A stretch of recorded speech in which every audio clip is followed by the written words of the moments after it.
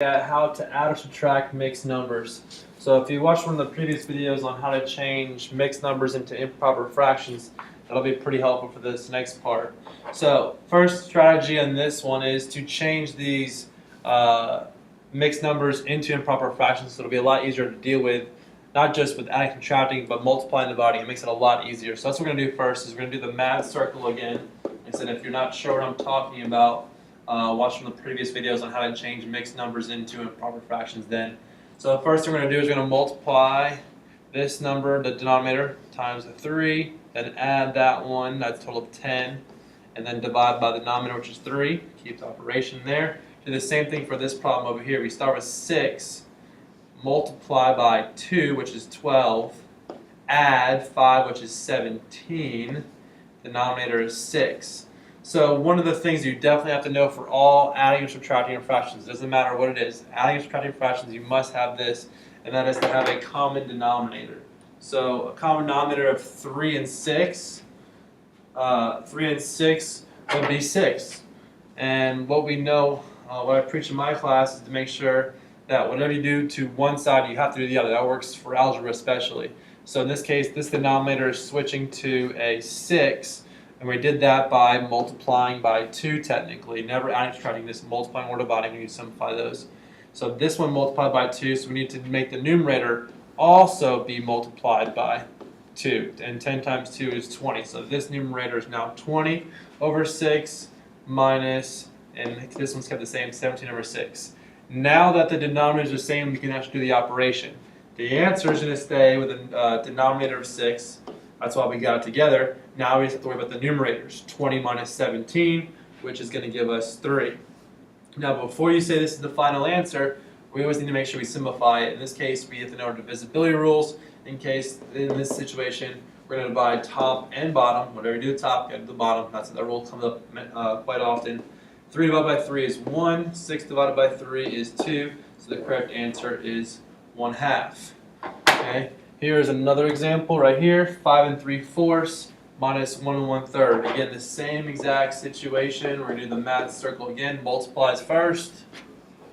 4 multiplied by 5 is 20.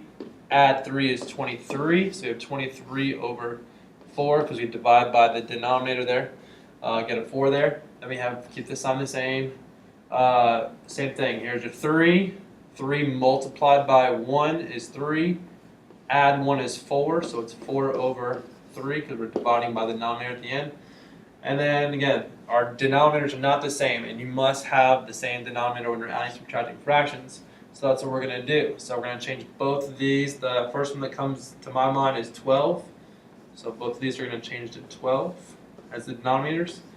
And we're going to change 4 to 12 by multiplying by 3. That's how we did it. So this numerator must get changed by 3. So I'm going to go over here and do some little side work. 23 times 3. 3 times 3 is 9. 3 times 2 is 6. 69 over here. Keep that same operation. 3 changed to 12 over here by multiplying by 4. We're going to do the bottom, must do the top. So 4 times 4 in this situation is 16. Okay. So now with that said, we have our common denominators. Okay, we took care of that. So we need to go ahead and just take care of the numerators and simplify from there. So 69 minus 16, we'll do some side work again, just to make sure everything's organized. 69 minus 16, 9 minus 6 is 3, 6 minus 1 is 5, 53. So our new problem becomes an answer of 53 on top, 69 minus 16, 53. The denominators stay the same. Now, we can go through our divisibility rules and make sure they all work. Factors of 12 include, 3 and 4, and 2, 3, and 4. And none of those go into 53. So we can keep it as is. An improper fraction is a correct answer. It's not improper. It's okay. Unless the teacher wants a mixed number in this situation, we'll do both. And change it back to a mixed number for an answer. 12 goes into 53. We'll show our work over here so you can see that. 12 goes into 53 4 times. 12 times 4 is 48. Remainder is 5. So our answer is going to be 4. You said the remainder is 5. That's 5 out of a possible 12. That's what we divided by is 12. 4 and 5/12 will be your solution. Either one of those are okay. Last one is to make sure you're good to go. You can try it yourself if you want to. Ahead of time, you can freeze it. Otherwise, we'll just do this one pretty quickly. Again, mad circle there. So we have 11. 11 multiplied by 1 is 11, plus 4 is 15. Divide by the denominator is 11. Then we add, and then do the same thing over here. Start with 2. 2 multiplied by 2 is 4. Add 1 is 5. 5 divided by 2. Common denominator for these is going to be 22. 11 times 2 will give me 22, so we have to do 15 times 2 is 30. Add those up. Over on this side, 2 times 11 got me to 22, so we have to do the same thing. 5 times 11 here is also going to be 55 there. All right, now the denominators are the same. We keep that as our solution for the denominator. Now let's do 30 plus 55, which is 85. Thinking about our divisibility rules, 2 doesn't work, 3 doesn't work, 4 doesn't work, 11, no. So we can leave it as is, that's correct. Or if you want to change it to a mixed number, 22 goes into 85. I think it's 3 times because let me just write it out there.